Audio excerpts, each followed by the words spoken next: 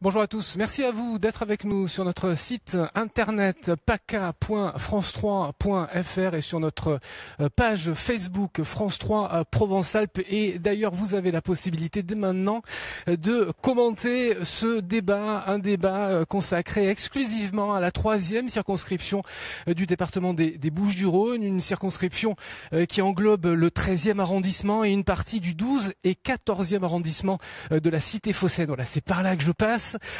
Sylvie Andrieux, qui est la députée sortante, ne se représente pas, ex-socialiste condamnée à 4 ans de prison, dont 3 avec sursis et à 5 ans d'éligibilité. Elle a démissionné de l'Assemblée nationale avant la fin de son mandat. 16 candidats sont en lice sur cette circonscription, puisque vous le savez vraisemblablement si vous avez suivi l'actualité politique, Christophe Masse a décidé de ne pas se présenter. Parmi ces 16 candidats, 5 sont avec nous. Sarah Soili pour la France Insoumise. Bonjour, merci à vous d'avoir accepté notre invitation. Richard Miron pour les Républicains. Bonjour, merci. Anne Di Marino pour le Parti Socialiste. Bonjour. Merci d'être sur notre plateau. Alexandra Louis de La République En Marche. Merci à vous. Et enfin, merci à vous de nous recevoir. Et enfin Stéphane Ravier pour le Front National. Bonjour Thierry. Bonjour Monsieur Ravier, Bonjour, merci Thierry. à vous, je vous en prie, merci à vous d'avoir accepté notre invitation. 16 candidats, alors c'est moins que la 5e circonscription où ils sont 23, mais enfin ça fait beaucoup de candidats, avec des surprises dont vous, investis à la dernière minute. Pourquoi ça a été si tard ? Alors, ça a été la surprise, hein. On s'attendait à ce qu'il n'y ait pas de candidat de La République En Marche contre Christophe Masse. Certains s'y attendaient. D'autres non. Ce qui s'est passé, c'est que j'ai candidaté comme d'autres candidats, comme tous les autres candidats, toutes les personnes qui ont été investies par La République En Marche, c'est-à-dire que j'ai candidaté via Internet. J'ai passé un entretien, c'est-à-dire qu'il y a une personne de la Commission nationale d'investiture qui m'a posé des questions pour connaître ma motivation, mon parcours, pour savoir si je pouvais être une bonne candidate. Et j'ai été sélectionnée par cette commission, de par mon parcours associatif, de par aussi mes connaissances juridiques, parce que je suis avocate au barreau de Marseille, et également parce que j'ai été très impliquée tout au long des présidentielles. Alors Christophe Masse a pas bien pris cette histoire-là. Il a dit que c'était un mauvais coup de Corinne Versini, qui est la porte-parole de La République En Marche et aussi candidate dans la 4e circonscription des Bouches-du-Rhône à Marseille, face à Jean-Luc Mélenchon et Patrick Menucci, entre autres, et Solange Biaggi pour les Républicains. Voilà, il estime que c'est une espèce de coup fourré. Non, c'est pas du tout un coup fourré, vous démentez. Ces propos n'engagent que lui. Moi, ce que je peux vous dire, c'est que j'ai été investie officiellement par la Commission nationale d'investiture. Corinne Versini ne fait pas partie de cette commission. Elle est simplement référente départementale et candidate sur une autre circonscription. Donc, ma candidature est tout à fait légitime. Monsieur Masse s'est peut-être trompé, je ne sais pas. Je pense qu'il faudra directement lui poser la question. Dans tous les cas, il a compris que l'intérêt, en tout cas, des Français était qu'il se retire, en tout cas des habitants de la circonscription, pour pouvoir avoir une majorité parlementaire, en tout cas une majorité présidentielle. Et il a dit qu'il vous soutiendrait, qu'il était prêt à vous donner la main. Nous saluons sa décision républicaine. Alors du côté du Front National, bon, vous êtes le candidat, Stéphane Ravier. Là aussi, ça a été long. Hein, voilà, non, mais là aussi, il y a eu l'effet de surprise. Vous deviez pas y aller, puis finalement, vous décidez d'y aller. Pourquoi il y a eu ce revirement tardif ? J'avais annoncé que vous ne souhaitiez pas y aller plusieurs fois sur notre plateau, Monsieur Ravier. Je n'étais pas candidat, laissant la porte ouverte, on va dire. Et ma foi, j'ai pu convaincre Marine Le Pen, qui est la présidente de la Commission nationale d'investiture de notre mouvement, que la situation dans cette 3e circonscription, qui veut que l'ensemble des candidats représente ce qui a fait finalement tant de mal à ce territoire et à ses habitants, et que l'on s'apprêtait à faire renaître de ses cendres des systèmes, encore une fois, qui ont servi quelques-uns au détriment de l'intérêt général, j'ai réussi à convaincre Marine Le Pen que le meilleur candidat du Front National qui pouvait s'imposer par voie démocratique, c'était moi. C'est le système Andrieux, clairement, que vous visez. Vous citez pas son nom, mais enfin, vous n'allez pas tarder à le dire, mais mettre tout le monde dans le même sac, moi j'ai du mal à comprendre, d'autant que les candidats sont neufs. Anne Di Marino n'est pas la représentante de Sylvie Andrieux, même si effectivement vous avez des rapports d'amitié avec elle, mais enfin, elle n'a pas participé à l'investiture de Anne Di Marino pour prendre la suite de Sylvie Andrieux. Il ne faut pas se contenter des visages qui sont certes très sympathiques, mais il y a une réalité. Dis-moi par qui tu es soutenu et je te dirai qui tu es. Il suffit d'observer le staff, l'équipe des uns, des unes, les méthodes de travail des uns et des unes pour comprendre que cette méthode de clientélisme qui consiste à mettre en coupe réglée les quartiers et les noyaux villageois, eh bien cette méthode-là n'est pas morte. Alors, vous mettez tout le monde... Il faut en finir, il faut tourner la page. J'ai pensé que ma candidature était la mieux placée. Bon, vous mettez tout le monde dans le même sac. Richard Miron, vous vous sentez visé? Parce que visiblement, c'est vous aussi hein, qui... parce que vient de dire Stéphane Ravier, c'est-à-dire qu'il a l'air, Richard Miron pour les Républicains, puisqu'il met dans le même sac tout le monde, c'est-à-dire l'ensemble des candidats, à l'exception du Front National, qui représenterait la suite du système Andrieux. D'abord, on dénonce tous le système Andrieux. Il a été condamné par la justice et c'est tant mieux. Il y a un candidat qui s'est effacé, il était lui aussi le supporter du système Guérini au conseil départemental, il s'est effacé, tant mieux. Je suis pas certain que ça soit juste pour faire gagner la République en marche. Je pense aussi que c'était un peu pour son image, se faire cartonner lors des élections, ça lui aurait pas fait plaisir. Et en plus, de Christophe Masse, je parle de Christophe Masse. Et en plus, écoutez, il était même pas sûr d'être remboursé. Je crois que ça aussi, ça a joué dans sa décision. Voilà, ça c'est le premier point. Le deuxième point, moi je suis très heureux qu'on soit ici. Juste un rappel, il y a 10 ans, ici, le maire de Marseille inaugurait ce superbe lieu dirigé par Sylvie Collet. La station Alexandre, on est au cœur entre Saint-Gabriel, Sainte-Marthe, le Canet, on est au cœur des quartiers J'ai passé nord. ma jeunesse à 500 mètres d'ici. Et donc ici, c'est la conjugaison de ce que peut faire la puissance publique, savoir une zone franche, et de ce que peut faire l'investissement privé, savoir ici un investissement privé de qualité, avec de nombreux événements qui se déroulent ici, que ce soit des événements perso, comme des mariages, ou des événements d'entreprise. Je crois que c'est très heureux que ce soit dans nos quartiers, même si ici on est à la limite de la circonscription, puisqu'elle passe de l'autre côté de la rue. Ouais. Andy Marino, on va revenir effectivement sur, mais je vous rassure, on va passer à autre chose très, très rapidement, mais c'est pas compliqué quand on met sur ces affiches, sur ce territoire-là, Parti Socialiste, de faire campagne. Le Parti Socialiste a réalisé moins de 5% au premier tour des élections présidentielles. Alors bon, il n'a pas fait beaucoup plus ailleurs, mais enfin le résultat est là. Est-ce que aujourd'hui, voilà, c'est une terre de reconquête pour le Parti Socialiste? Écoutez, le score du Parti Socialiste, il n'engage que Benoît Hamon. Les 4%, c'est Benoît Hamon qui les a réalisés donc, sur cette circonscription. En ce qui concerne le Parti Socialiste, vous savez, le Parti Socialiste est fort de son histoire. Donc aujourd'hui, si j'ai été investie par le Parti Socialiste par référendum interne, donc c'est pour aussi m'inscrire dans un nouveau visage à gauche. Aujourd'hui, vous savez, je fais campagne maintenant depuis plus de 5 mois sur ce territoire. Et quand je rencontre les électeurs et les concitoyens, il y a une vraie âme à gauche sur ce territoire. Donc je sais qu'au niveau de ces élections, je retrouverai sans problème les électeurs socialistes. Et le système Andrieux, vous vous en désolidarisez complètement? Écoutez, moi, vous savez, le système Andrieux, je ne connais pas le système Andrieux. Moi, je suis rentrée en politique. Après, je suis rentrée en politique. Appel, cassation. Voilà, moi je suis rentrée en politique, vous savez, dans une période où Madame Andrieux était exclue. Donc, comme je vous l'ai dit, j'ai été investie par référendum par les militants socialistes. Donc aujourd'hui, j'ai ratifié le 17 décembre par le Conseil national. Donc aujourd'hui, j'ai pleinement pouvoir pour représenter le Parti socialiste sur ce territoire et défendre les valeurs de gauche. Sarah Soali, vous étiez au Parti socialiste il y a quelque temps. Vous avez même été la porte-parole de Christophe Castaner, qui maintenant est au gouvernement. D'ailleurs, je crois que vous avez été suppléante, non non. Vous avez travaillé avec Andy Marino. Vous avez été. Oui, je vous en prie.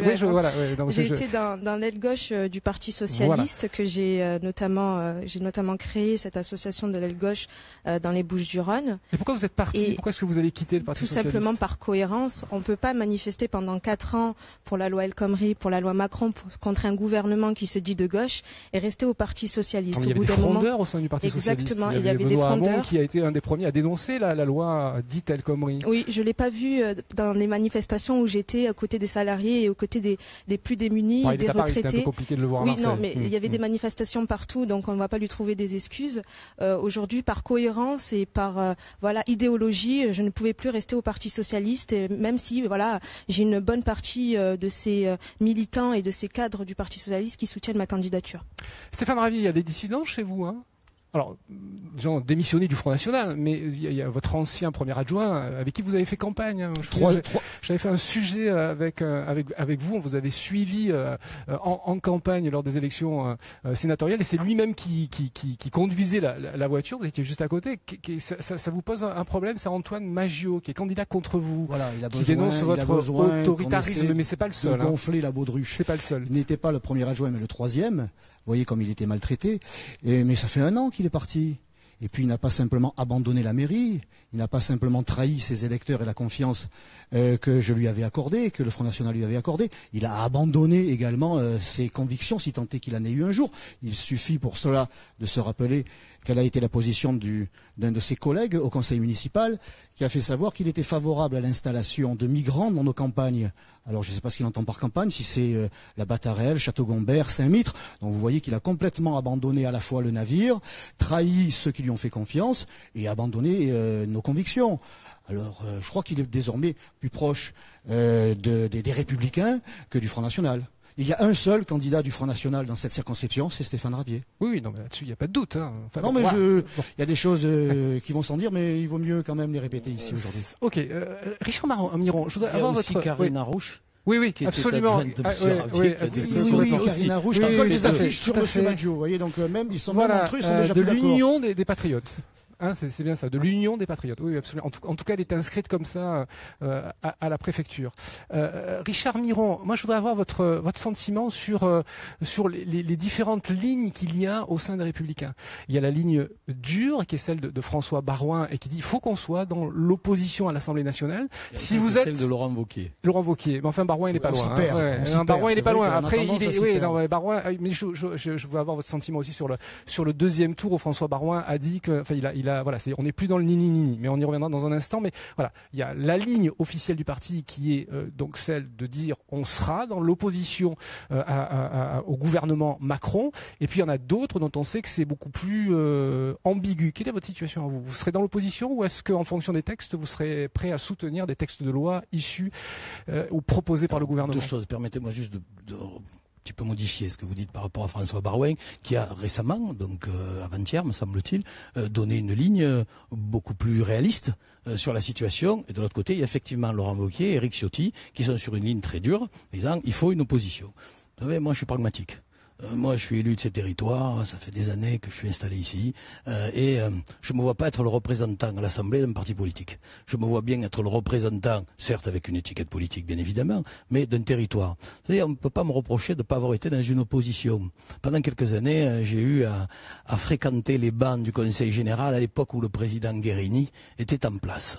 Et j'ai souvent combattu un certain nombre de ces propositions. Par contre, j'ai toujours voté pour l'intérêt général, parce qu'il n'y a pas de collège de droite ou de gauche, il n'y a pas d'équipement de loisirs culturels, sportifs de droite et de gauche, il n'y a pas de protection maternelle et infantile de droite et de gauche. Un peu à la carte. Moi, je crois que c'est ce qui se dessine. C'est ce qui est en train de se dessiner. Vous savez, on ne peut pas décemment, si un gouvernement propose l'augmentation de la CSG comme c'est prévu, je n'y suis pas favorable. Par contre, si un gouvernement propose l'augmentation des pensions de retraite pour nos aînés, écoutez, oui, je suis favorable parce que ça fait 6 ans que c'est pas augmenté. Alors, on va parler du deuxième tour, et là, je vais faire un tour de table, peut-être à l'exception de Stéphane Ravier. Si effectivement vous vous retrouvez en triangulaire, et si vous êtes troisième, quel sera votre... oui, il peut y avoir des triangulaires. Alors, c'est 12,5% des inscrits, ce qu'il faut dire que si on a une participation de 60%, il faut monter à 20%, donc effectivement, il y a peu de chances qu'il y ait une triangulaire, mais on va quand même juste l'envisager. Quelle serait votre position si effectivement ce cas de figure se présentait, même s'il est très hypothétique, et je vous l'accorde, parce que on sait qu'à l'occasion des élections municipales, il y a un débat qui est toujours là, hein, la liste du Parti socialiste ne s'est pas retirée, voilà, donc qui est arrivé troisième, et ça revient régulièrement sur le tapis. Quelle sera votre position, sachant que là, pour le coup, François Baroin a dit retrait? Écoutez, moi c'est très clair.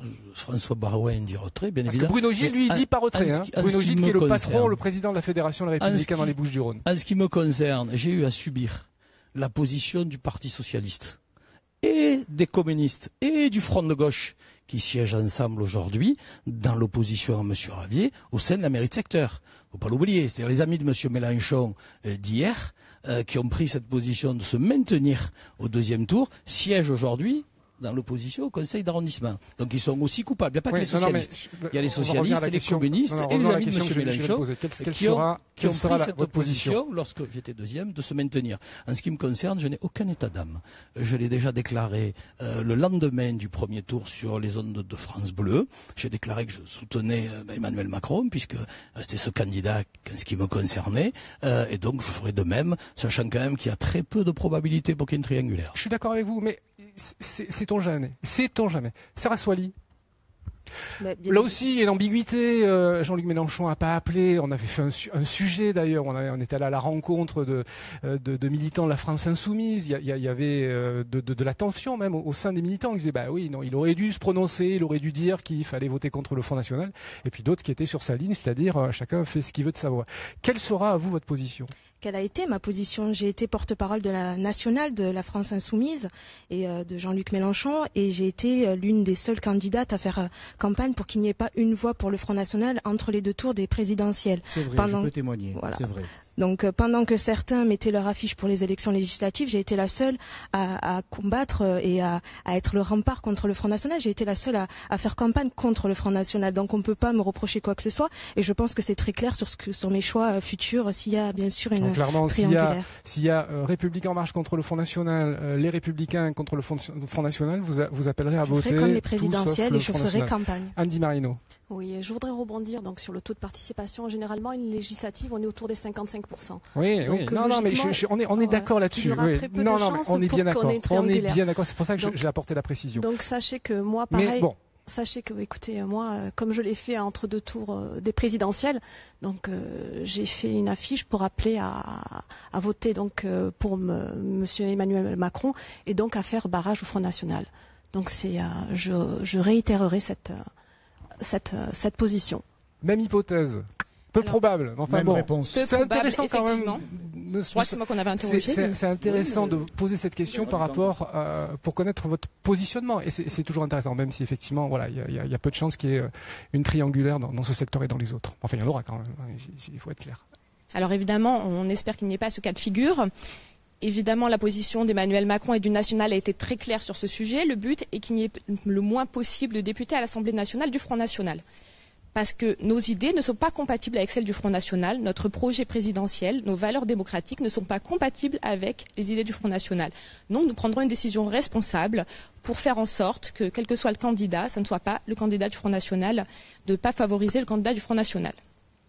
Allez, on va aborder. Est-ce que j'ai quand même le droit de dire oui, je vous en prie. Enfin, vous êtes qualifié. Vous êtes qualifié d'ores et déjà pour le deuxième tour, Stéphane Ravier. Vous avez vu quand vous a qualifié d'ores et déjà pour le deuxième tour. Moi, je respecte la démocratie et j'attends le verdict des urnes, car ce sont les électeurs qui décident encore dans ce pays et pas les appareils. En tout cas, je l'espère. Il a été démontré ici, grâce à votre question et surtout aux réponses qui ont été formulées, qu'il y a un camp des mondialistes, le camp d'Emmanuel Macron, c'est-à-dire tous ceux et celles qui ont appelé à voter pour lui dès le soir du premier tour. Je crois que Jean-Claude Gaudin, c'était 20h01, Estrosi, c'était 20h15. Tout le monde a emboîté le pas. Madame Soili, tout à l'heure, nous rappelait qu'elle s'est opposée à la loi El Khomri, mais pourtant, elle a permis à celui qui l'a rédigé, d'être élu à la tête de la présidence. Donc, nous avons là les supporters, les électeurs de M. Macron, et la seule opposition nationale patriotique à M. Macron, et surtout à sa politique qu'il risque de mener au matin du 19 juin, c'est le candidat, effectivement, du Front National, Stéphane Ravier. Au moins, merci, mesdames, merci, monsieur, ça a été très clair. Alors, c'est la difficulté d'un débat comme celui-ci par rapport à des thématiques bien précises, c'est que effectivement on est face à un scrutin local, mais sur des enjeux nationaux, puisqu'évidemment, si vous êtes élu député ou vous serez amené à voter la loi qui s'applique à l'ensemble du territoire national. Mais enfin, on va quand même essayer, parce qu'en plus on est dans une circonscription où on sait qu'il y a des problématiques bien particulières, et je pense à la question de la sécurité. Stéphane Ravier, le programme de Marine Le Pen en termes de sécurité, c'est 15 000 fonctionnaires en plus, alors gendarmes plus policiers, 40 000 places de prison en plus en 5 ans, on est vraiment dans la répression toute. Comment est-ce que, si cette loi passe, c'est-à-dire que si vous avez la majorité à l'Assemblée nationale, on aura un impact ici, dans cette circonscription-là? De quelle manière vous allez peser?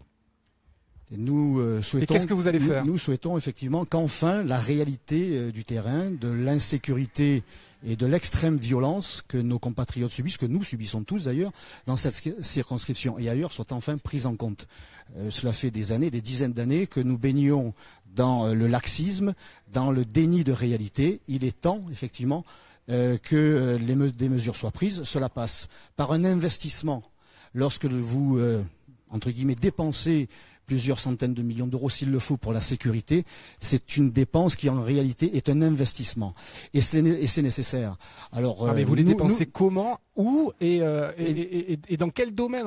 Donnez-nous un exemple. Bon, on sait qu'il y a des cités particulièrement tendues où il y a du trafic de stupéfiants. Qu'est-ce que vous faites? Il y a qu'est-ce que de vous plus faites en plus de sécurité, de cités, et pas seulement des cités. Qu'est-ce que vous faites, député de la nation, pour régler cette question-là? L'insécurité ne concerne pas seulement les cités, elle concerne aussi et peut-être même surtout les noyaux villageois. Non, mais absolument. Mais c'est un exemple. C'est un exemple bien précis. Ils sont des privilégiés. Ils ont simplement le privilège, entre guillemets, de payer et de n'avoir aucune police municipale ou si peu, très rarement de policiers nationaux et des équipements publics qui manquent cruellement. Donc, pour revenir à votre question, eh bien, cette Europe-là, qui nous coûte 9 milliards nets, puisque la France verse 21 milliards par an et n'en reçoit en retour que 13, eh bien, nous souhaiterions que le président de la République, enfin, le communicant de la République, parce que pour l'instant, il est dans la communication et pas encore dans l'action, eh bien, prenne en compte cette réalité et permette à notre pays de récupérer cet argent ô combien précieux pour, par exemple, être investi dans la sécurité. Il y a la fraude sociale aussi, il y a le coût de l'immigration, qui est aussi une des sources de l'insécurité et qui nous coûte chaque année entre 60 et 70 milliards d'euros. Voilà des économies sur lesquelles l'on pourrait agir pour investir dans la sécurité de tous, tant des noyaux villageois que des cités. Ok. Pas tout à fait répondu à ma question. La France insoumise. Alors je suis allé voir dans le programme de Jean-Luc Mélenchon. Alors il n'y a pas d'objectif chiffré en termes de renfort ou pas d'ailleurs. Enfin, en tout cas, notre programme était quand même chiffré. Voilà. Vous avez oublié de regarder la vidéo de 5 heures. En nombre. Ah oui, non, j'ai regardé. Hein, en nombre d'effectifs, pas en coût de telle ou telle mesure. Hein. Je parle d'effectifs de policiers supplémentaires et de gendarmes ou pas.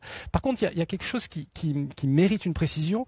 La France insoumise, à travers Jean-Luc Mélenchon, propose des solutions guidées par l'intelligence, la raison et le droit. Commun républicain. Qu'est-ce que ça veut dire? Ça, j'ai pas compris. Est-ce que vous pouvez développer? Aujourd'hui, on fait face à une politique contre la délinquance qui a échoué depuis plus de 30 ans. Je pense qu'il va falloir mettre enfin des solutions concrètes en place. On propose par exemple de remettre en place la police de proximité qui a été détruite par Nicolas Sarkozy sous sa gouvernance. La police de proximité, pourquoi? Parce qu'aujourd'hui, il faut remettre en place le lien qui existait avant entre la police et les habitants. C'est une proposition non seulement des habitants, mais de la police aussi qui a envie d'être plus proche de ces habitants qui souffrent et pour qui elle travaille chaque jour. Mais ça passe par des effectifs supplémentaires? Exactement. Nous ne voulons pas, contrairement à la République en marche, détruire notre colonne vertébrale qui est les fonctionnaires et rajouter des fonctionnaires de police hospitaliers qui aujourd'hui manquent cruellement. Ensuite, par rapport aux propositions de sécurité, nous proposons aussi de mettre en place le récépissé pour le contrôle faciès et d'appliquer vraiment particulièrement l'article 78-2 du Code de procédure pénale, excusez-moi de faire ma doctorante, mais il faut vraiment qu'aujourd'hui la police soit impartiale et égalitaire auprès de tous, quelle que soit son origine ou son appartenance technique. Ce n'est pas la faute de la police, pour Madame Soilier. C'est toujours la police que l'on désigne, que l'on accuse. Et c'est toujours les jeunes et les non, c'est toujours les jeunes qui souffrent que vous stigmatisez, que vous pointez du doigt, alors que c'est la richesse de notre pays et c'est la richesse qui fait qu'aujourd'hui je suis en face de vous, Monsieur Ravier. D'accord, oui, ok. Alors, la police est victime, les policiers sont victimes. Si vous le permettez, Monsieur Bézère, je vous en prie, et après je m'entends mes trois autres. Je vous invite là-dessus. Ce qui ne coûte rien, c'est le soutien à la police. D'accord. C'est de permettre aux hommes et aux femmes qui sont sur le terrain d'être soutenus. Je soutiens à 100% les policiers. Aujourd'hui, dans la bouche de la candidate de la France insoumise, Stéphane Ravier, Stéphane Ravier, on laisse terminer Sarah Soilier. Je soutiens à 100% les policiers. J'ai moi-même des membres de la police qui sont de ma famille, donc vous allez pas me faire. Si vous avez des policiers dans votre famille, vous allez ça pas vous donne tous les droits. Exactement, oui, c'est ça. Sur les Ça me donne pas sécuritaires. tous les droits, mais au moins moi je les comprends et j'essaye pas de faire des phrases qui ne veulent rien dire et faire du spectacle.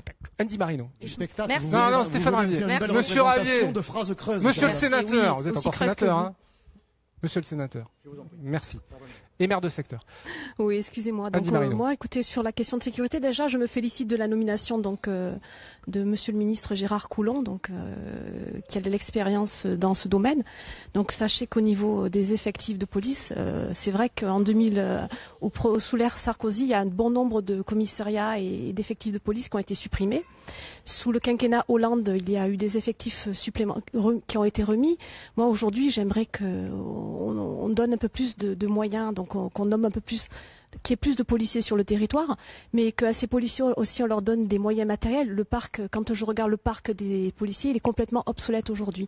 Donc, je souhaite aussi qu'on recrée de la police de proximité, mais également qu'on donne un peu plus de moyens dans les éducateurs de rue, parce qu'aujourd'hui, dans les cités, on a aussi des problématiques. Vous savez, l'insécurité, elle touche les noyaux villageois, mais elle touche aussi les cités populaires. Dans ces cités populaires, on a des hommes et des femmes qui ont peur chaque jour que leurs enfants, ne serait-ce, prennent une balle perdue. J'ai rencontré des mamans qui étaient très très inquiètes sur ça. Donc je voudrais qu'on aille beaucoup plus loin dans les renforts de police, mais je souhaite aussi que tout ce qui est problématique au niveau des policiers soit pris en compte aujourd'hui, ne serait-ce que dans leur quotidien.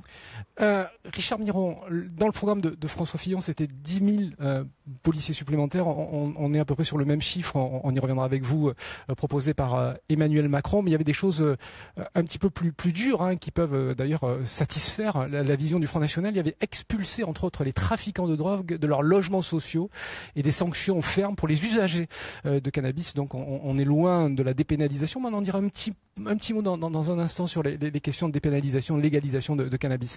Ça va dans le bon sens, il faut là aussi augmenter les effectifs de sécurité. Et puis un mot sur cette police de proximité qui effectivement a été démantelée, supprimée par Nicolas Sarkozy. Alors moi, en tant que député, je m'engage à voter effectivement tout ce qui conduira à augmenter les moyens de la police et de la justice. Aujourd'hui, le programme, la plateforme de gouvernance des Républicains prévoit plus 16 000 policiers, prévoit aussi de ramener la majorité pénale à 16 ans. Prévoit également aussi d'augmenter le nombre de places dans les prisons. Je reviens sur ce que vous dites.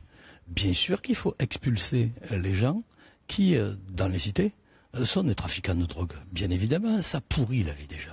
Vous êtes allé voir à la Bégude Nord, vous êtes allé voir au Rosier, vous êtes allé voir à Corot, vous êtes allé voir non plus à Valplan, ils ont été débarrassés il n'y a pas longtemps, mais à la Marie par exemple, pour en citer que quelques-unes de cités. Et là effectivement, ça pourrit la vie des gens. Ça, c'est un vrai problème.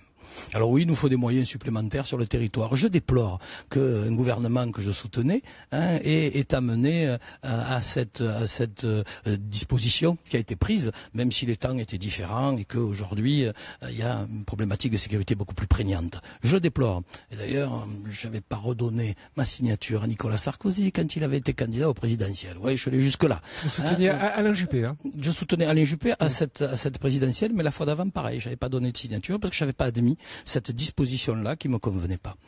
Donc oui, bien sûr, il faut plus de moyens pour la police, mais il faut aussi plus de policiers sur nos territoires, à la fois dans les grands ensembles immobiliers, à la fois dans les noyaux villageois, mais dans les zones résidentielles aussi, partout, bien évidemment, partout.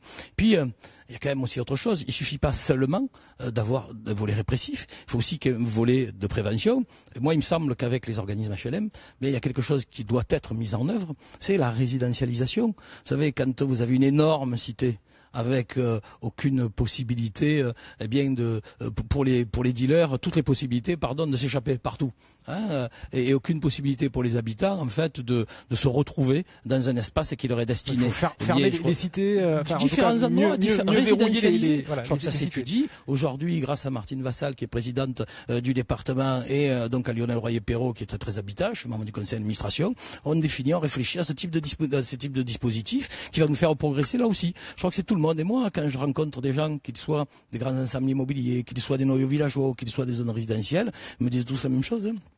Ils veulent que leurs enfants étudient, ils veulent du boulot, ils veulent de la formation et ils veulent être en sécurité. Je crois que c'est les thèmes les plus forts de nos territoires. Alexandra Louis, sur le programme sécuritaire d'Emmanuel Macron, alors lui, sa priorité c'est la police de la sécurité quotidienne. Donc là aussi on peut considérer que c'est le retour de la police de proximité avec 10 000 policiers recrutés, alors 7 500 policiers et 2 500 gendarmes. Hein, vous êtes à peu près sur le nombre de recrutement de forces de police supplémentaires, vous êtes à peu près sur la même longueur d'onde. Après, c'est juste sur la fonction et les missions des uns et des autres que ça diverge. Hein. Voilà, je pense qu'il ne faut pas raisonner qu'en termes d'effectifs, mais également de priorité. Il faut savoir que la sécurité, c'est une priorité nationale, c'est celle du gouvernement et c'est également une priorité locale. Compétence régalienne. Effectivement, c'est une priorité locale qui concerne effectivement les noyaux villageois, mais aussi tous les habitants de la circonscription. On est allé à la rencontre des habitants de cette circonscription, on a rencontré partout des gens qui nous parlaient de ces problématiques de sécurité. Par exemple, les commerçants de l'avenue Saint-Jérôme et qui nous expliquaient qu'ils avaient des problèmes. Ils avaient des problèmes de vol, de sécurité. On a parlé avec un commerçant qui restait toute la journée avec une bombe lacrymogène à portée de main. C'est évidemment pas possible. C'est une situation qui ne peut pas durer. Ça ne peut pas durer et nous avons cette priorité-là qui est la sécurité. Donc on la règle comment cette question-là ? La première chose, c'est effectivement le rétablissement, enfin la mise en fonction d'une police de sécurité quotidienne. Le rôle de cette police, c'est quoi ? C'est de sanctionner d'abord les incivilités. Parce que la première cause d'insécurité au quotidien, ce sont les petites incivilités. Ça va être ça va être une canette jetée par terre, ça va être un consommeur de cannabis, parce qu'on le sait, et je peux vous le dire en étant avocate au barreau de Marseille, je peux vous le dire que les policiers n'ont pas les moyens d'aller sanctionner tous les fumeurs de cannabis qu'ils rencontrent dans Marseille. Et par contre, c'est un problème également de santé publique. Donc il faut qu'on puisse les sanctionner à un moment donné avec une amende immédiate. Autre priorité de cette police, c'est d'être en lien avec les habitants. Et ce commerçant-là que nous avons rencontré à Saint-Jérôme, il nous dit, et c'est très clair, il n'a jamais eu d'interlocuteur auprès du commissariat. C'est pas que les policiers veulent pas. Je peux vous le dire, c'est qu'ils ne sont pas assez nombreux et qu'ils n'ont pas aussi de moyens. Donc certes, on veut mettre 10 000 policiers de plus, mais on veut également leur donner les moyens de fonctionner. Parce qu'aujourd'hui, vous pouvez aller visiter les commissariats, nous avons des ordinateurs qui datent de peut-être avant ma naissance, des problèmes de logiciels, des problèmes de moyens, les locaux sont souvent dans un état, moi j'admire ces policiers qui travaillent au quotidien dans des conditions aussi que compliquées, donc il faut leur donner les moyens de travailler. Il faut qu'ils puissent être plus sur le terrain. Pour ça, on va essayer de dématérialiser les procédures, c'est-à-dire qu'on va faire en sorte qu'il y ait moins de paperasse pour simplifier. Parce que le temps qu'ils ne mettront pas dans la paperasse, ils seront sur le terrain. Donc, c'est effectivement important. La sécurité, c'est également à l'échelle de l'Union européenne, n'en déplaise à M. Ravier. Pourquoi ? Parce qu'aujourd'hui, nous avons un pays qui est aussi menacé par le terrorisme, effectivement, et nous devons réfléchir au niveau de l'Union européenne. Parce que sans l'Union européenne, nous ne pouvons pas garantir notre sécurité commune avec l'ensemble des pays de l'Union partenaires. Européenne. C'est une préoccupation qui n'est pas une seule préoccupation française. Allez, une réponse de Stéphane Ravier et puis on passe à autre chose. Monsieur Bézère, les bras m'en tombent, on entend tous ces poncifs, ces portes ouvertes que l'on enfonce. Ah, la sécurité, c'est la première des libertés. En fait, des solutions ont été proposées. J'ai rencontré un commerçant de Saint-Jérôme qui m'a dit qu'il vivait dans l'insécurité. Bon, c'est vrai que vous l'avez découvert puisque vous êtes dans cette circonscription depuis 3 jours. Depuis 3 jours, monsieur Ravier, vous vous trompez, vous connaissez mal la situation, cette effectivement. Cette situation, chère madame, elle est le résultat de votre politique. Cette insécurité que nos compatriotes subissent dans cette circonscription comme sur l'ensemble de la ville et du territoire, elle n'est pas née, d'ailleurs, ni même avec l'avènement de François Hollande. Mais je ne suis pas la candidate de François Hollande, monsieur Ravier, je suis la candidate à La République En Marche, qui est un mouvement qui date de moins d'1 an. Je vous le rappelle, d'à peine plus d'1 an. Tout ça pour vous dire que l'insécurité et l'ultra-violence, les trafics de drogue qui se sont développés dans toutes les cités quasiment de notre circonscription. Cela date, c'est le résultat d'un laxisme et d'une politique menée par vos responsables. Monsieur Bézère, à chaque fois que je prends la parole, vous me coupez, c'est au sujet de l'Europe et vous revenez sur les propositions des uns et des autres. Pour la compréhension de mon propos, je voudrais simplement rappeler que, au-delà des discours qui sont émis et prononcés par mes adversaires, il faudrait quand même que celles et ceux qui nous regardent et qui nous écoutent se souviennent qu'ils sont les représentants de partis, d'hommes et de femmes politiques qui ont été aux affaires, qui le sont encore au niveau national et qui ont pris des décisions, comme Sarkozy, de réduire effectivement le nombre de policiers. Nicolas Sarkozy qui a aboli la double peine, c'est-à-dire qu'on ne peut plus expulser les délinquants étrangers. Vous parliez tout à l'heure d'expulser les trafiquants de drogue de leur logement social. Non, lorsqu'ils sont étrangers, il faut les expulser du territoire national, Monsieur Bézère. Il n'y a que le Front National qui le propose. On va continuer sur cette thématique-là, mais pas très longtemps. Effectivement, il y a eu une mobilisation cet hiver d'un certain nombre de politiques, essentiellement à gauche, pour la dépénalisation ou légalisation. Alors c'est pas tout à fait la même chose, mais on va pas rentrer dans les explications de l'un ou de l'autre, mais pour dépénaliser, pour faire simple, l'usage du cannabis. Là aussi, ça a été assez présent dans la campagne. Quel est votre sentiment aux uns et aux autres? Alors l'idée avait été soumise pour lutter contre le trafic de stupéfiants, et l'idée était partie de Marseille parce qu'effectivement on sait qu'il y a des cités tout autour d'ici qui sont gangrénées par le trafic de stupéfiants. Sarah Soali.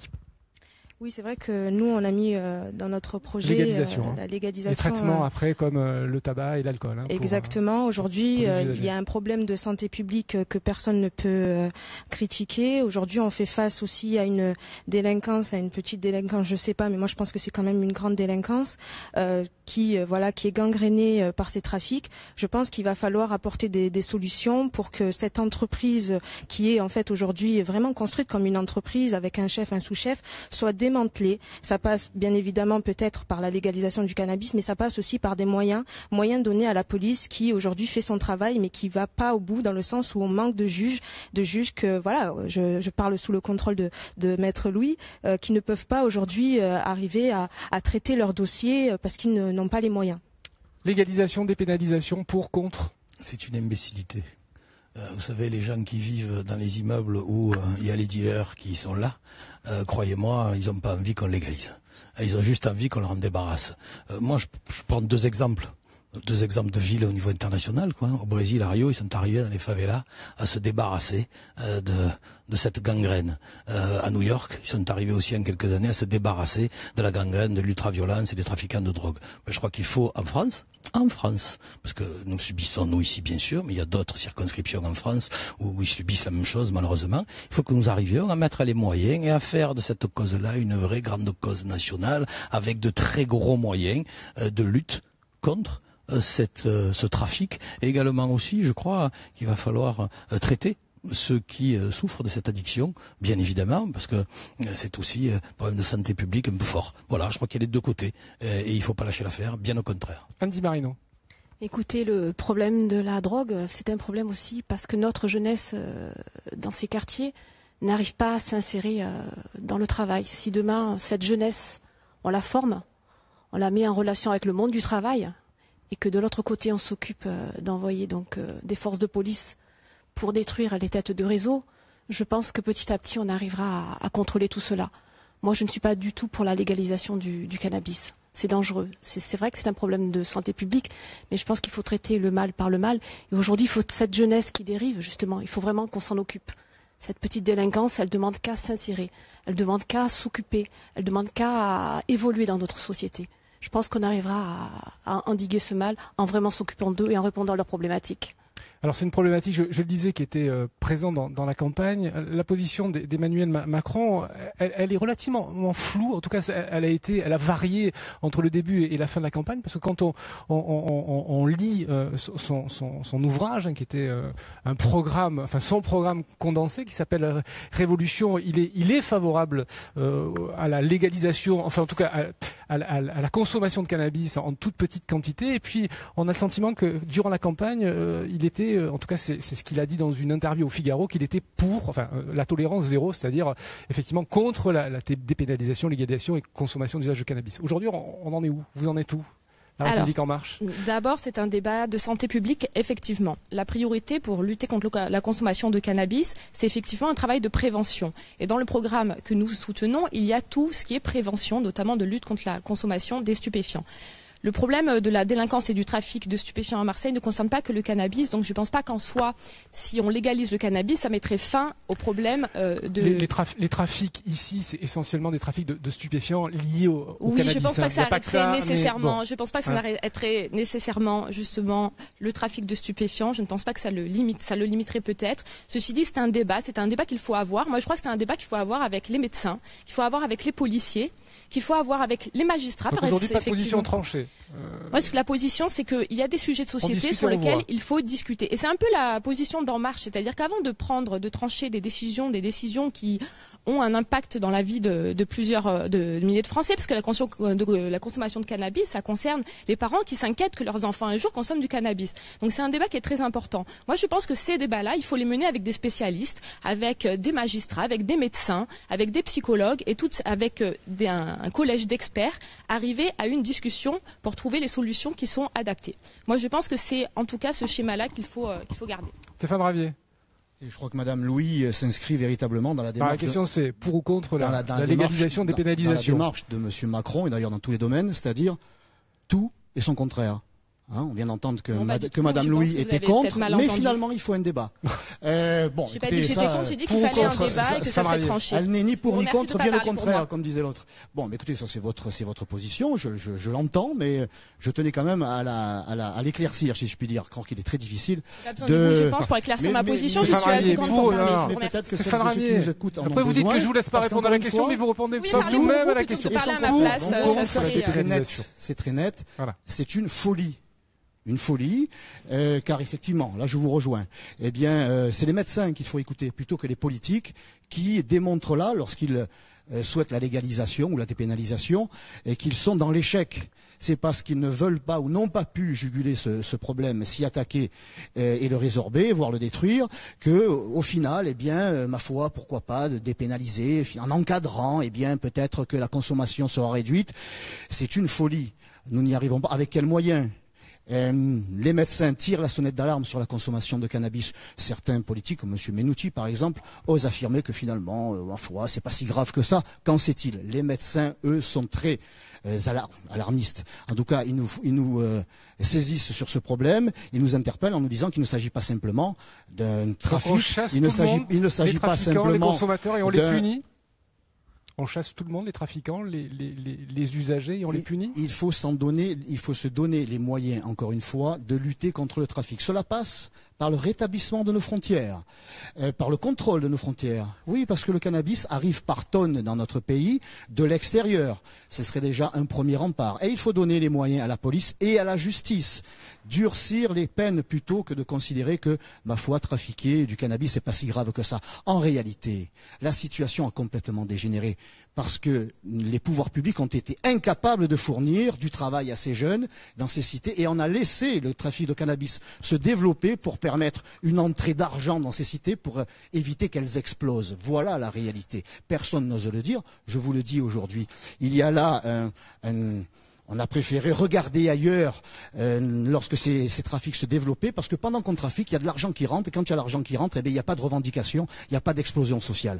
Eh bien, il faut se donner les moyens policiers. Il reste très peu de temps, on a déjà dépassé le temps qui nous était imparti, mais on prend en la liberté, c'est la magie d'Internet, de faire un petit peu plus long. Je voudrais vous interroger sur les rythmes scolaires. D'abord parce qu'il y a eu une grosse polémique à Marseille, hein, ça a mis ça a été long au démarrage, ça a été compliqué, il y a eu de la tension, mobilisation de parents d'élèves, Jean-Claude Gaudin a même fait son mea culpa sur le fait que la machine avait eu du mal à se mettre en route. Emmanuel Macron a dit qu'il était OK pour laisser finalement à la responsabilité des maires la possibilité de revenir ou de rester à la semaine des 4 ou 5 jours et donc de laisser tomber les rythmes scolaires. Alors il compte étudier cette question, me semble-t-il, cet été par décret. Voilà, je voulais avoir votre sentiment là-dessus.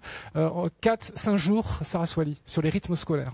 Bien évidemment, il faut revenir sur cette loi. Je pense qu'aujourd'hui, on est face à beaucoup de parents qui ne peuvent pas travailler comme ils le voudraient parce qu'ils doivent aller chercher leur enfant. Je suis avec la France Insoumise, pour revenir sur cette loi des rythmes scolaires, voilà, comme vous pouvez le voir dans notre programme. Richard Miron. Tout le monde veut revenir sur les rythmes scolaires. Je me doutais que vous feriez cette réponse, Richard Miron. J'ai discuté avec le président de la FCPE 13 qui m'apporte son soutien. La FCPE 13 m'apporte son soutien. Ce qui est pas la position de la FCPE au niveau national. Non, mais écoutez, il m'apporte son soutien, tant mieux. Et donc j'en discuté avec lui, j'en discuté avec des enseignants, j'ai discuté avec des parents. Ça pose problème à tout le monde. Après, ça pose un autre problème pour que ça soit fait rapidement. Même si le président de la République veut prendre un décret cet été, il y a quand même des appels d'offres qui ont été mis en œuvre. Et donc l'année prochaine, je vois pas comment on va pouvoir revenir. Donc ça va coûter de l'argent aux communes. Sinon, ça coûterait de l'argent pour défaire les appels d'offres qui ont été faits, imposés par le gouvernement socialiste. Encore une fois, une imposition à la fois de la ministre de l'Éducation, gouvernement socialiste dans laquelle Monsieur Macron était bien présent. Andy Marino, pour le Parti Socialiste. Moi, écoutez, en ce qui concerne le rythme scolaire, donc c'est une loi qui a été mise en place sous le gouvernement d'Hollande. Donc il y a eu un petit peu des difficultés pour qu'elle soit mise en place au niveau des mairies. Aujourd'hui, ça fonctionne très bien. Les parents ont pris leur rythme. Donc revenir en arrière, c'est encore bouleverser que ce soit l'organisation des parents ou les enfants. Donc maintenant, je pense qu'il est judicieux de continuer sur ce rythme qui est imposé depuis plus d'1 an. Vous l'avez dit, il est imposé. Merci. Alexandra Sur la réforme des rythmes scolaires, effectivement, c'est une question puisque dans le projet du président, et c'est également une de nos priorités locales, l'éducation est au cœur de ce projet. L'éducation est importante. Sur la réforme des rythmes scolaires, moi, j'ai pas fait le même constat que vous, puisque finalement, on est allé à la rencontre notamment des mères de famille. Et elles nous ont dit, finalement, très souvent, ça ne marche pas, ça ne fonctionne pas, et on a eu finalement des retours assez négatifs, en tout cas sur la circonscription. Donc le projet d'Emmanuel Macron, c'est quoi? C'est de donner un peu plus d'autonomie et de réfléchir au niveau local, de voir là où ça fonctionne. Peut-être que dans certaines villes, ou petites villes, ça peut fonctionner. Non, c'est que ça fonctionne plus facilement dans les petites communes ou les moyennes communes que les grandes villes comme Marseille. Il y a des petites villes dans lesquelles ça fonctionne très bien. Il faut leur donner la possibilité de continuer. Mais par contre, il faut faire le constat que quand ça marche pas, il faut permettre aux mairies de revenir sur un autre système parce que c'est important. Au-delà de cette réforme des rythmes scolaires, ce qui est important de rappeler, c'est que dans nos priorités, c'est également de mettre la priorité sur les CP-CE1 et de faire en sorte qu'on ait un enseignant pour 12 élèves. C'est également une de nos priorités. D'accord, c'est vrai que les quartiers où il y a beaucoup de zones d'éducation prioritaires dans ce secteur-là, effectivement, sont concernés, mais ça peut faire l'objet de... Mais ça va avec, c'est un ensemble, je pense qu'il faut l'objet d'un autre sujet. Rythme scolaire, Stéphane Ravier. Je vais être bref. Arrêtons le carnage. Cessez le feu. Les enfants sont fatigués, ça ne convient pas non plus au corps enseignant. Ça a été fait, il faut le dire, la ville de Marseille, par du bricolage au dernier moment. Le maire de Marseille s'étant refusé à appliquer cette réforme jusqu'au dernier moment. Il a fallu, durant l'été 2014, se rendre à la mairie de Marseille pour des réunions tout au long de la période estivale pour essayer de trouver des solutions. La mairie centrale a refusé toute aide des mairies de secteur. Pourtant, nous sommes en relation avec les associations, les écoles, et a voulu la jouer perso. Bon, voilà, ça a été un fiasco. Le maire de Marseille se contentant de dire aux familles, vous avez qu'à vous occuper des enfants. Bon, la situation marseillaise n'a rien arrangé à cette réforme, qui est une réforme idéologique et qui ne correspond à rien aux besoins des enfants et du monde enseignant. Alors, je pose la question à Jacques Pathé, qui va me dire oui ou non dans l'oreillette. Jacques, est-ce qu'on a la possibilité de poser une dernière question à nos 5 invités? Mais alors, très très brève. Oui, on me dit oui. Donc voilà. Alors, je vous demande vraiment d'être tous et toutes très brefs. Si vous êtes demain député et que vous avez la possibilité d'écrire un texte de loi, le vôtre, sur quel sujet porterait-il? Sarah Soili. Plusieurs lois qui vont être mises en place, mais je pense aussi qu'il faut mettre en place une loi qui encadrerait les loyers. Aujourd'hui, on est face dans notre circonscription à des parcs HLM privés qui sont insalubres. Par exemple, au Rosier, on a un T3 insalubre à 750 €, alors que c'est des marchands de sommeil qui viennent vous vendre et qui viennent acheter votre misère. Je pense qu'aujourd'hui, je vais mettre en place, je l'espère si je suis députée, une loi pour encadrer les loyers. Richard Méron. Juste dire à Mme Soili que les Rosiers, c'est pas des HLM, c'est une copropriété, malheureusement. Une loi, écoutez, d'abord une loi sur la sécurité. Une loi sur la sécurité, c'est important, en augmentant les moyens de la police, de la justice, bien évidemment. Et puis je rajouterai un volet, permettez-moi, j'en dirais deux, un volet sur la santé. On a nécessité dans nos quartiers, plus qu'ailleurs, d'avoir de nouveau des maisons régionales de santé, comme il y en a une très belle au Cèdre, qui est la plus grande de France. Et donc moi je souhaite qu'on puisse développer cette santé de proximité aussi, mais je crois que ça ne va pas l'un sans l'autre. Richard Méron pour les Républicains, Andy Marino pour le Parti Socialiste. Écoutez, moi, si j'ai demain, je voterai une loi, ça sera, mais je mettrai une loi en place, et surtout sur l'éducation, sur tout ce qui touche les enfants, l'autisme et toutes sortes de handicaps, puisqu'aujourd'hui nous avons encore des problématiques quand les enfants handicapés ou autistes vont à l'école. Donc, je serai très à cheval sur ce projet de loi. Alexandra Louis pour La République En Marche. Alors je dirais qu'il y a beaucoup de lois qui sont évidemment intéressantes. Je dirais que moi, mes priorités seraient toutes les lois qui permettent d'augmenter le pouvoir d'achat des habitants, notamment la suppression de la taxe d'habitation. Non, mais justement, l'augmentation de la CSG d'1,7, on a une suppression pour la taxe d'habitation pour 80% des Français. Les petites retraites ne sont pas touchées par l'augmentation de la CSG et les chômeurs non plus. Donc ça touchera, en fait, les personnes qui auront une augmentation d'1,7 de la CSG verront en contrepartie une suppression de la taxe d'habitation. Donc au final, elles y gagnent. Il y a également ça, plus l'exonération de charges salariales sur les heures supplémentaires et l'augmentation du salaire net avec la suppression des charges sur l'assurance chômage et maladie. Stéphane Ravier. Cette circonscription, comme l'ensemble de la ville, est frappée par le chômage et par un taux de pauvreté qui nous fait honte. Dans une volonté de justice sociale pour l'ensemble de nos compatriotes, quelle que soit leur origine, leur race, leur religion, il me semble qu'il est urgent d'établir une loi, de voter une loi de justice sociale qui consiste à établir une véritable préférence nationale à l'emploi et au logement. Merci à tous les 5 d'être venus sur notre plateau. Merci beaucoup. Merci à vous qui nous avez regardés.